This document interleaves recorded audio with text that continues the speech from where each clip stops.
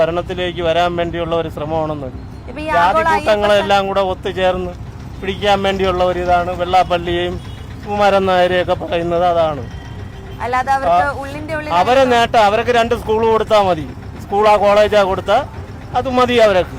പാവപ്പെട്ടവന്റെ ഇടയിൽ ഇവരൊന്നും പ്രവർത്തിക്കുന്നില്ല. ഇവരെല്ലാം ഉള്ള ആൾക്കാരെ അടുത്താണ് ഇവർ പ്രവർത്തിക്കുന്നത്. അത്ര തന്നെ. പിണറായി വിജയനെ ഒരു അയ്യപ്പ ഭക്തനാണെന്നായിരുന്നു വെള്ളാപ്പള്ളി നടേശൻ വിശേഷിപ്പിച്ചത്. അദ്ദേഹം പറയുന്നത് പോലെ പിണറായി വിജയൻ ഒരു യഥാർത്ഥ അയ്യപ്പ ഭക്തനാണെന്ന് തോന്നുന്നുണ്ടോ? അല്ല. എന്താ അങ്ങനെ പറയുന്ന കാരണം? അങ്ങനെയാണല്ലോ കഴിഞ്ഞ പ്രാവശ്യം പെണ്ണുങ്ങളെയൊക്കെ കൊണ്ടുവന്ന് ശബരിമലയിൽ അവിടെ അശുദ്ധിയാക്കി. ഇപ്പം വേറെ പല ഉദ്ദേശങ്ങളൊക്കെ കാണാറ്. അത് അങ്ങനെയാണ് അവര്.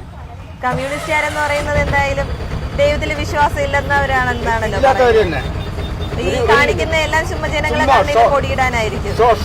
ഷോ തന്നെയാണ്.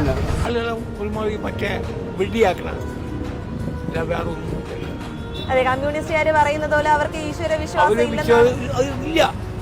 ആക്കൂല്ല. അവരാരും പോയില്ല. ഒരു കുഞ്ഞുങ്ങൾ പോലും ഇവിടെ പോയില്ല, വരാറില്ല. പിന്നെ എന്തിനായിരിക്കും ഈ അയ്യപ്പന് വേണ്ടിയിട്ട് ഇത്രയും കോടികൾ മുടക്കി?